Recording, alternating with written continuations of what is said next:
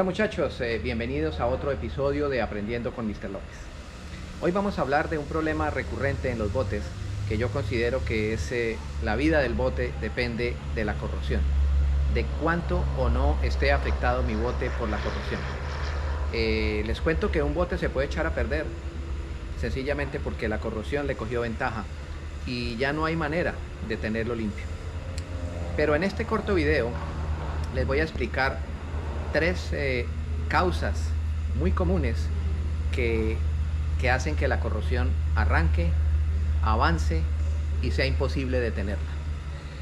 Y unos pequeños factores que hacen que la corrosión avance silenciosamente, despacio pero silenciosamente.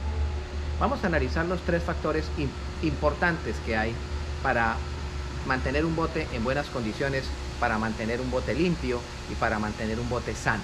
El factor número uno es la selección de un hardware y de unas aleaciones y de unos metales apropiados para el bote. ¿Qué quiero decir con esto? Que muchos fabricantes, muchos técnicos, muchos ingenieros usan metales y aleaciones que no son de grado marino. Usan hardware que no es de grado marino. Usan tornillos, usan arandelas, usan brackets, soportes fabricados en materiales que no son de grado marino. En el curso de Marine Corrosion vamos a aprender que hay aleaciones ferrosas y aleaciones no ferrosas. Y hay aleaciones ferrosas de grado marino que son bienvenidas en la construcción de un bote, en la reparación de un bote, como son las series 300 de los aceros inoxidables, el 304, el 306, el 304L, el 306L, y aleaciones no ferrosas, muchas de ellas como el Nibral, como el Aqualoy, como el Naval Bronze, como el Tobin Bronze, todas ellas, el Silicon Bronze, todas ellas son aleaciones no ferrosas, no basadas en hierro y que son excelentes para uso en grado marino. Se debe comprar la tornillería, se debe comprar el hardware, se deben fabricar los brackets única y exclusivamente con materiales de grado marino. En mi curso de Marine Corrosion les enseño cómo seleccionar esos materiales y en qué caso van unos y en qué caso van otros. Entonces, número uno es que utilizan hardware y utilizan materiales no aceptados para uso de grado marino. Esa es la número uno. Entonces usted puede ver un ejemplo muy sencillo, una plataforma de una escalera, un garage door, en donde las bisagras y los soportes están bien construidos en aceros de grado marino, pero la tornillería no lo está, y ahí arranca la corrosión, termina atacando todo, inclusive la fibra de vidrio.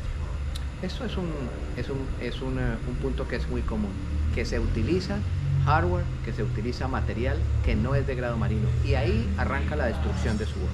Esa es la número uno. La número dos es que no hay un buen sistema de aterrizaje.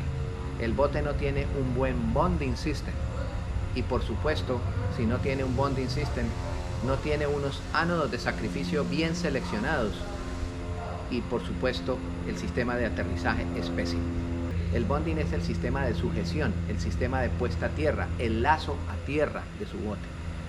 Bueno, pues eso tiene una manera de hacerlo y tiene unas consideraciones especiales cuando se haga. Lo mismo la selección de los ánodos de sacrificio. Utilizaremos mi tabla creada para la selección de ánodos de sacrificio. Dependen de muchas cosas. Dependen del material del casco. Dependen del tipo de agua en donde el bote vive. Dependen del tipo de motor, si es inboard o fuera de borda. Bueno, con todos estos factores se seleccionan los ánodos de sacrificio apropiados, ya sea en zinc o en magnesio o en aluminio. Eso lo aprenderemos cuando aprendamos a usar las tablas de selección de ánodos de sacrificio. Entonces, un buen bonding y un buen grounding system en mi bote, un buen sistema de aterrizaje en mi bote. Esa es la segunda y muy importante. Y la tercera, que es fundamental, es los drenajes de corriente, los liqueos de corriente. Cuando en mi bote hay corrientes parásitas liqueando por ahí y corriendo silenciosamente, ¿qué pasa con esas corrientes?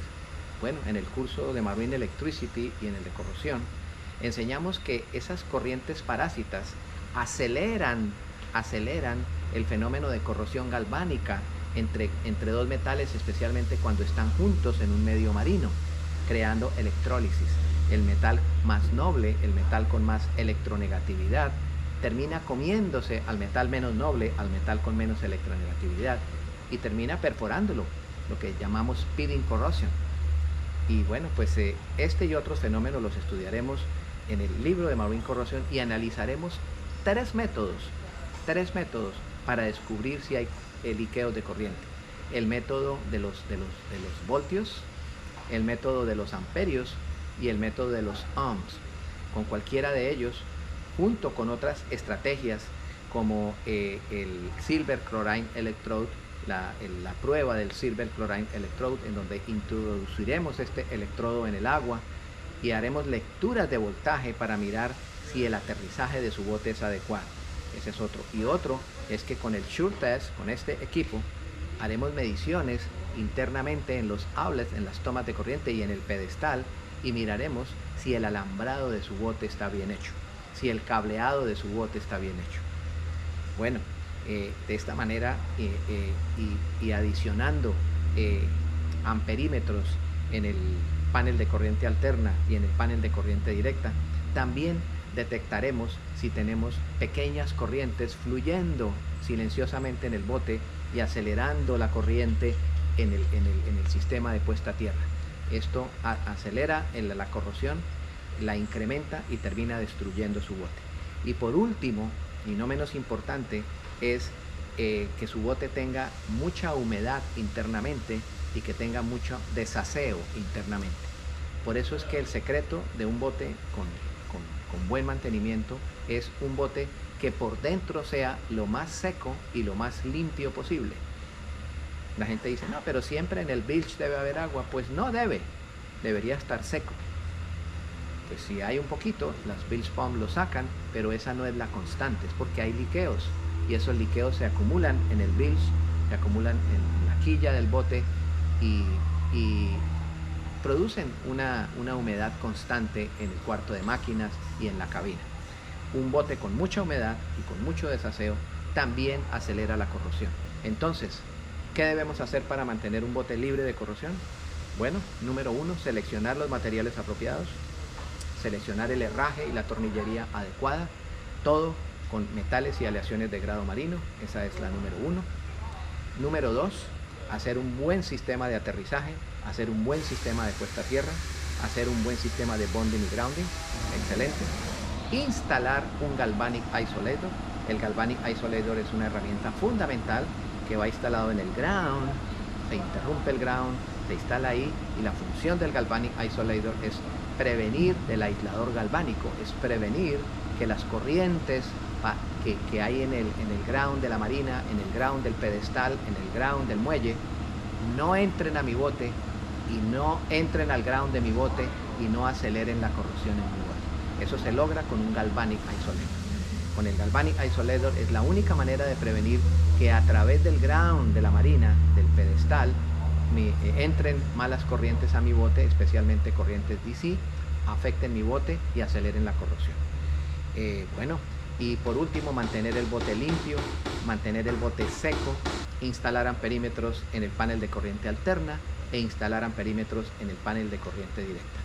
Espero que esta información les sea útil para mantener su bote en buen estado y para mantener su inversión.